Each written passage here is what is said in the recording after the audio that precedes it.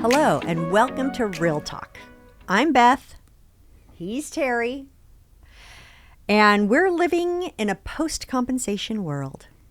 It is quite the change, Beth. Yes, it is. And we'll dive into that more. But for any newcomers, if you found yourself here, it's because we provide the latest RMLS news and market updates for the largest realtor-owned MLS in the Pacific Northwest. Now, there's nothing more newsworthy in the local real estate world than the settlement-related changes. Yes. We made them recently on August 13th. So let's start with the headlines. Yay! Yay! So, as I imagine most of you listening now, as a result of the NAR negotiated settlement, most of you know that, right? That's been in the news a little bit here lately. And of course, RMLS made some sort of critical changes a little bit in advance of the actual date of August 17th. Mm-hmm. So we rolled out all of the changes required of us by the settlement on August 13th. Right. Just give us a little bit of extra padding there in case anything was amiss with the system, and it was not. So kudos to our development team. They were able to roll the changes without so much as a hiccup at all. Yeah. We've been getting lots of questions, obviously. We have lots of questions. Sure. But we've been getting lots of questions from subscribers about how to handle compensation.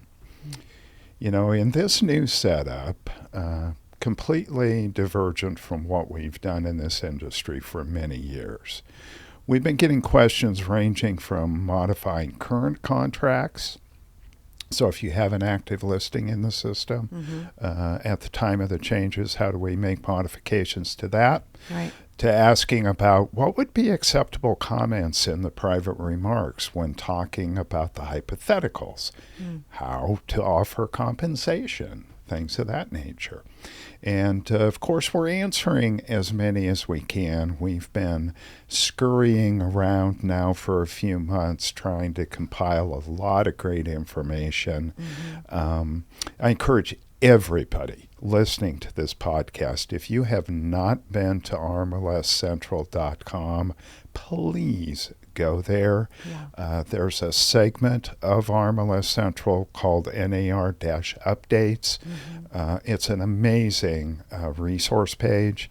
Has links to videos. It has what I think is soon to be the world's largest FAQ. The frequently asked. Growing. It is growing exponentially, and we're going to continue to edit that and update that FAQ for as long as we need to. Yes. As more and more questions come about, of which we consider some of them to be a little bit edge case, where it's like, well, that's not a real typical question. We're going to try to find good, accurate answers for you regardless.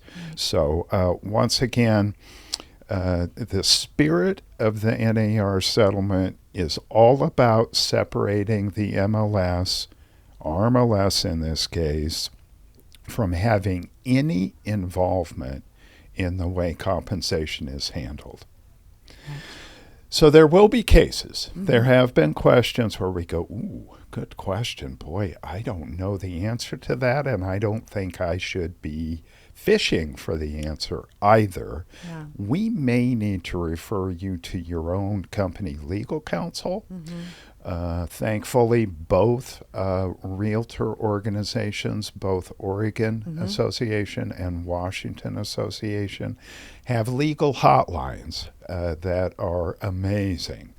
And I can, attest to the fact that they're really smart people. Yeah. They've been doing a lot of work, getting up to speed on the settlement changes, et cetera, and are very helpful. So that's another access point that we make available to you on the RMLS Central page. Yes. So please check it out. We just can't be involved with some of those questions and discussions. Yes. In a similar fashion, the whole buyer representation agreements are a requirement before any residential touring.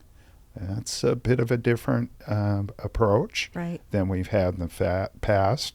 The role of us here at RMLS is to help ensure that there is an agreement. Okay, so that's about it when it comes to the BRAs.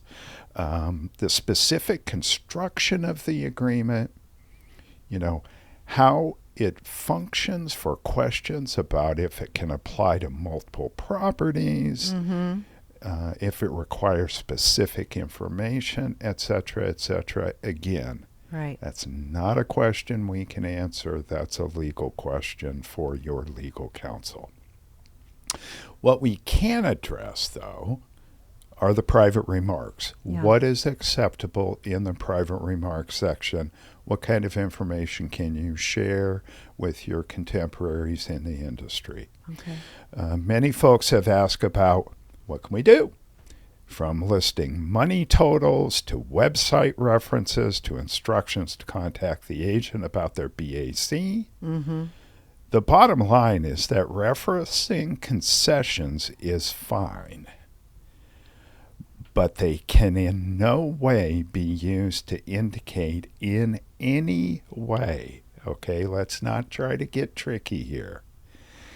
We can't reference in any way directly or through coded language or inference that it concerns or in any way relates to compensation.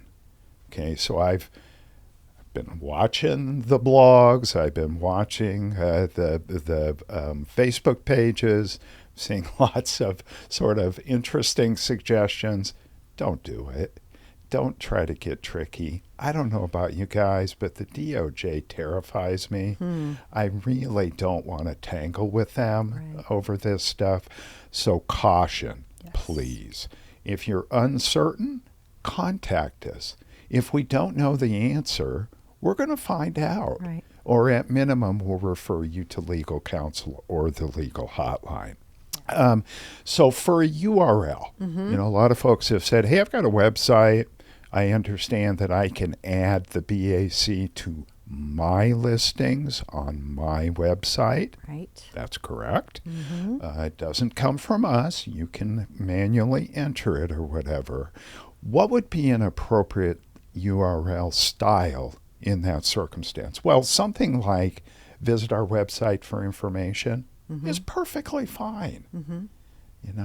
But even with that, to be clear, no link on the MLS can go directly to a page which contains compensation info. Okay, let me say that again. That's a really important one. To be clear, no link inside RMLS can go directly to a page which contains compensation info. Okay, so be careful about that. That information can be on your website, but you just can't direct people on the RMLS listing to go to a page which features it. Okay. This is a clear requirement from the NAR settlement. The NAR FAQ, which we also link to on the RMLS Central page, is another really important resource to review. If you haven't read through it yet, definitely should. So in summation, at least in respect to this particular topic, there's a lot more to cover. We encourage you to take our class covering the changes. We called it appropriately Preparing for a Post-Compensation MLS. We have scheduled classes that will walk you through this content all the way through September, and a recorded version is also available on RMLS Web and the RMLS Central resource page. Take a look at that video. Or attend a class. Review our resource page, and then if you still have questions, because there are still many aspects that we're all trying to figure out to make this the best possible situation for all involved, please reach out to us. Our role is to help you. Yes. And if we don't have the answer, we want to find out for both your benefit and our benefit. Indeed. Okay. Yay. Now, past the headline. Okay. Let's jump in and take a look at the July stats. Great. And we're going to switch it up a little bit this month and talk about the overall trends. All the state-specific numbers and comparisons to June of 2024 and July of 2023 are still available in our video version and in our article. So we thought we'd just focus on the big picture. Sometimes too much information is too much information. Yes. So the big picture is interesting. There's persistent sense that inventory is low. We all know there's not been enough new housing built to keep up with demand. We know that. Though that's a trend that nationally goes back decades. You know, this isn't something new. Yeah. New construction has lagged for decades. But at the same time, active listings are pretty high right now. We're seeing areas with the most active listings that they've had since 2018, 2019. Wow. So 5-6 years past. There are properties out there that want to be sold. They're pleading to be sold. But more active listings doesn't really seem to equate to a big increase in sales. Time on market seems to be getting longer and longer. Prices are high. Interest rates are high, but inflation just recently dropped below 3%. That's a good thing, which could be a good sign for possible rate cuts in the near future. I've been reading a little bit about that, and I think that's coming. We'll see what the Fed does in September. I think we're all waiting to see if there are any dramatic changes on the way or if we're looking at slow-moving trend lines for this foreseeable future. So let's zoom in a little bit on some of our regular categories. In our spikes segment, smaller markets have bigger swings, though, given the relatively small number of properties. The meaning of those swings can be less consequential. So as an example, in Josephine this month, the average sale price jumped up over $300,000. But that's likely due to one or two big sales. Not a lot of velocity in Josephine County. So keep that in mind that one transaction can really skew the numbers. In our streak segment, all the noticeable trends have been happening now for several months, which means a couple longer streaks came to an end this month. Active listings continued to grow in Lane, Mid-Columbia, and Southwest Washington, all active all the time. More high points this month for Lane County, the most since 2018, and Mid-Columbia, North Coastal, Portland Metro, and Southwest Washington all have their most active listings since 2019. Wow. So 5 years. So in the new growth segment, Southwest Washington new construction had 28 less properties in July compared to last month, while Portland and Lane County were pretty close to the same. Okay. Affordability. Affordability was essentially how much of a median sales price a typical buyer can afford for the given area. Assuming some set variables, that's down a bit in Lane, Portland, and Southwest Washington, ranging from 2% to 6% less affordable. No shocker there. I think everybody would agree. Things are definitely less affordable. Yeah. A less affordable market means closing sales is all the more important. To talk about closed sales, here's our statistical specialist, Jordan. This month, we're focusing on closed sales and closed sales by price range. Understanding these statistics will provide a clearer view of the real estate market's current activity and its distribution across different price points. Closed sales represents the number of property sales that have been finalized during a specific period. This metric is a direct indicator of market activity, reflecting how many homes are being sold. A high number of closed sales suggests a strong buyer interest in a healthy market, while a low number might indicate a slowdown. It's crucial to compare closed sales to previous months or years to understand whether the market is heating up or slowing down. For instance, an uptick in closed sales during what's typically a slower season might signal changing buyer behaviors or emerging market trends. Closed sales by price range breaks down these sales into different price categories. These categories are divided by multiples of 100,000. For example, the first range is all closed sales from 0 to 100,000, and the next is 100,000 to 200,000. This trend continues up until about the 2 million mark. The price range metric is interesting because it provides insight into which segments of the market are most active. For example, a surge in closed sales in the higher price ranges usually indicates increased demand for luxury properties. Conversely, more sales in lower price ranges might suggest a focus on affordability or first-time home buyers entering the market. By analyzing closed sales by price range, you can better understand buyer preferences and market dynamics across different segments, helping you get more information that's most relevant to you. I hope this helps. If you have any questions, feel free to email me at communications@rmls.com. I'll be back next month with more stat breakdowns. Now for RMLS news. We're living in the post-settlement era, and it's not so bad. We're all adjusting to the new reality, and please remember that RMLS is here to help you.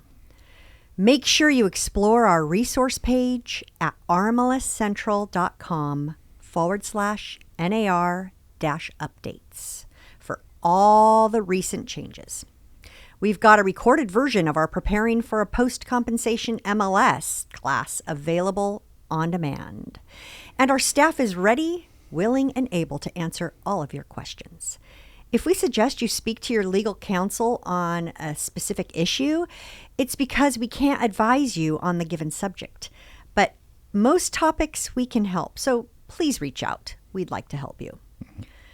Align Showings has made a number of updates, including adding price range and bathrooms to its price point analysis, and adding notifications to the seller when feedback is received. So read about all those improvements on RMLS Web Desktop.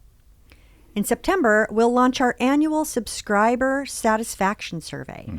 This is your chance to really let us know how we're doing and how we are supporting you. So please spend a few minutes to give us your feedback. We greatly appreciate it, and we all benefit from it.